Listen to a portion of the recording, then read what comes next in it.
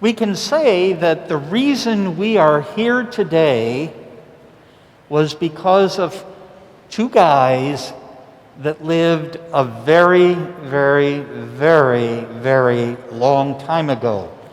You heard about them at the beginning, Saints Cornelius and Cyprian. And I say they're kind of responsible for us being here because of what they did. When they lived way back in the year 200s and somethings, like I said, that's a long time ago. That's even hard to imagine. Christianity, the followers of Jesus, it was a very young time in the church. The church was just beginning. And during that time, there was a persecution. You know what that word means, to be persecuted? Anybody know what that word means? Yeah, what does it mean? It means to be like killed. Yeah, in one way, sure. Many Christians were persecuted. Some were killed. What are other ways of persecuting somebody? Punishing them. Say that again. Punishing them. Punishing them, yes. Christians were punished for following Jesus, okay? Other ways. Going to jail. They got sent to jail. St. Paul got sent to jail. Now, what are some, and that's because they were followers of Jesus. Just like today, we are followers of Jesus. And in some parts of the world, those kinds of things still go on. That kind of persecution. But what are some other ways that you think, because nobody's going to send us to jail for being a follower of Jesus here in the United States. Nobody's going to, hopefully not, kill us because we're followers of Jesus. But can you think of some other ways that maybe you've experienced as being a Catholic Christian follower of Jesus, or a Christian of another religion and following Jesus? Can you think of some ways that you might get persecuted?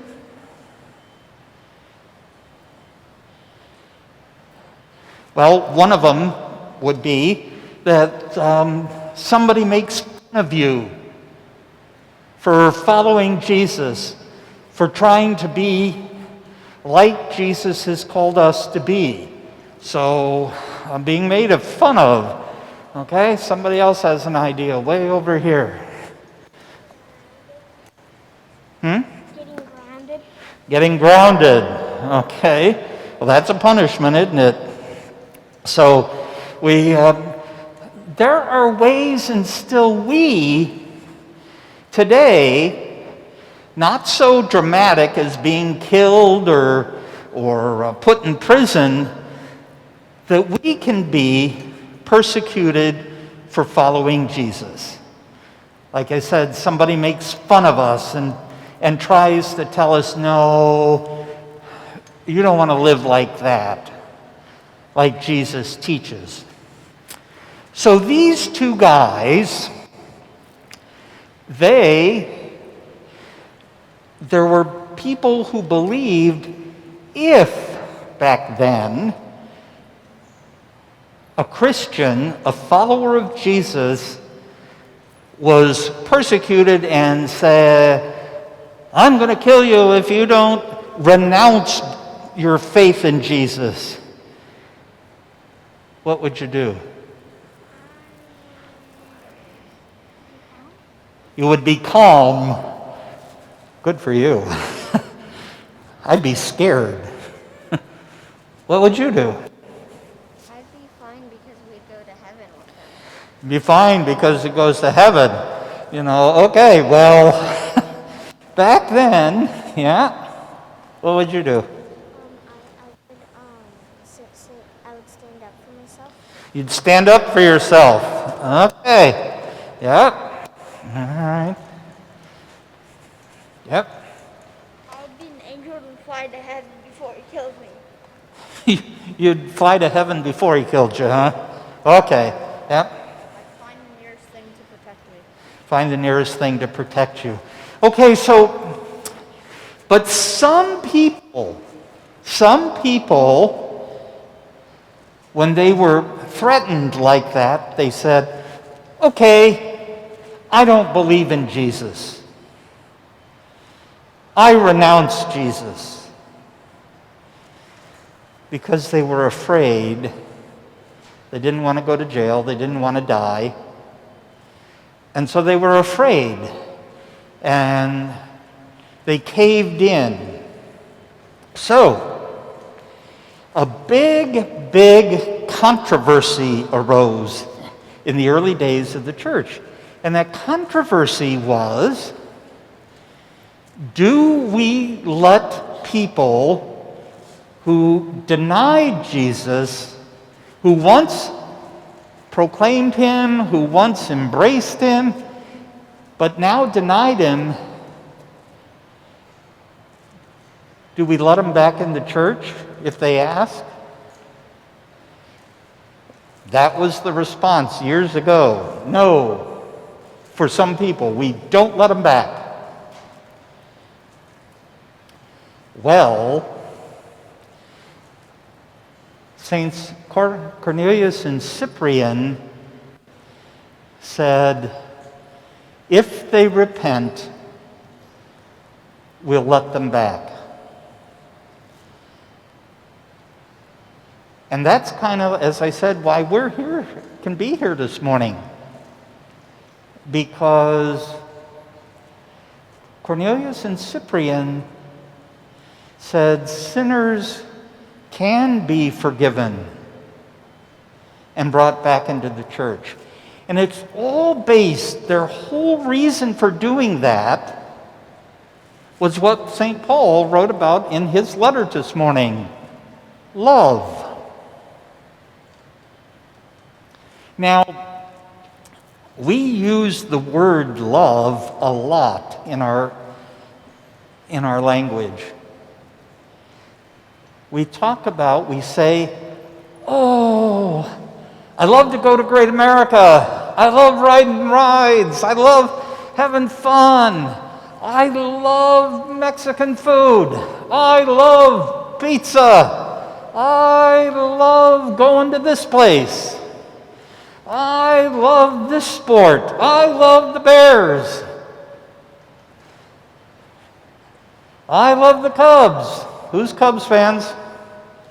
Huh? I love the White Sox. Who's White Sox? All right, Mr. Grant, take note of that. Okay. Do you see the White Sox fans? He's a Cubs fan, okay? So, we use the word love in many ways.